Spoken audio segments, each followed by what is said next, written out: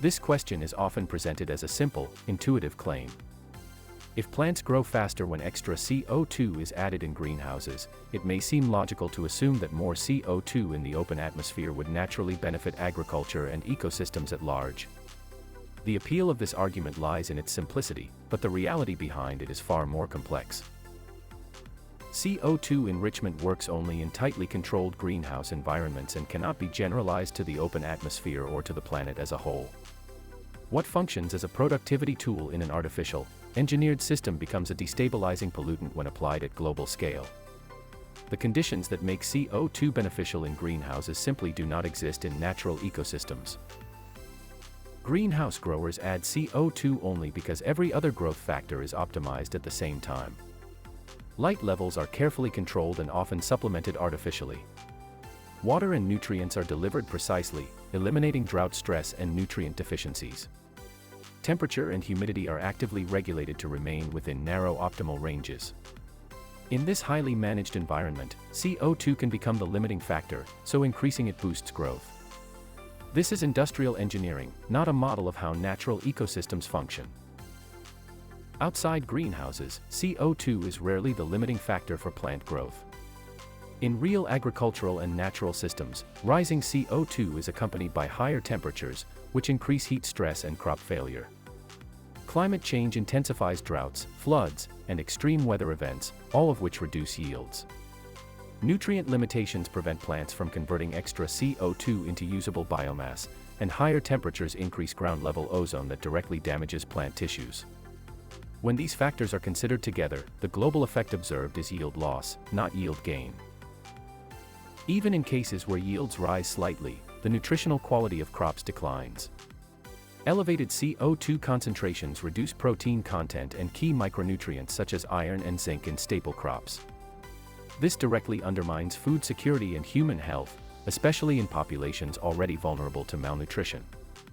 Greenhouse production avoids this problem only through intensive fertilization and supplementation, conditions that cannot be replicated across open landscapes and global food systems.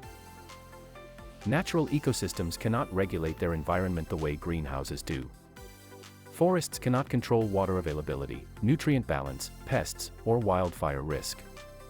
Grasslands suffer from heat stress and soil carbon loss. Oceans absorb excess CO2, leading to acidification that harms plankton, shellfish, and coral reefs, disrupting entire marine food webs. There is no global control system capable of offsetting these impacts the way growers manage a greenhouse. The scientific consensus is clear. The Intergovernmental Panel on Climate Change concludes that any short-term CO2 fertilization effects are already outweighed by climate damage at current levels of warming. The Food and Agriculture Organization finds that climate change is increasing food insecurity, not improving agricultural productivity. The net global impact of rising atmospheric CO2 is harmful, not beneficial. This claim relies on a false analogy. It takes results from a highly artificial and optimized system and applies them to a complex, unmanaged planet.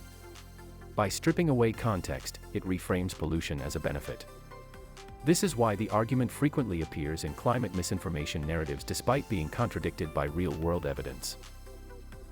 Greenhouse CO2 enrichment shows only that plants respond to added CO2 under perfect, tightly controlled conditions. In the real world, higher atmospheric CO2 drives heat stress, drought, extreme weather, ecosystem degradation, ocean acidification, and declining food quality. What boosts yields in a greenhouse actively harms crops, ecosystems, and food security at planetary scale. The Intergovernmental Panel on Climate Change Working Group 2 reports were used to assess impacts on agriculture, ecosystems, and food security under current warming levels. The Working Group I report was used to explain the physical mechanisms linking CO2 to temperature rise and climate extremes. Peer-reviewed research published in Nature was used to document declines in crop nutritional quality under elevated CO2.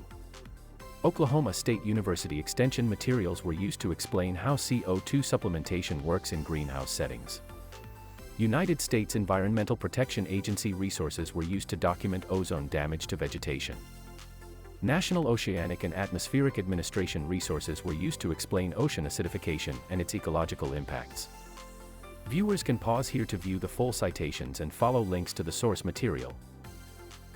For more fact-based content about Canadian politics, democratic health, economic trends, and rhetorical analysis, the Facts for Canadians platforms offer ongoing resources and educational material. These outlets aim to strengthen public understanding, improve media literacy, and support evidence-based democratic engagement.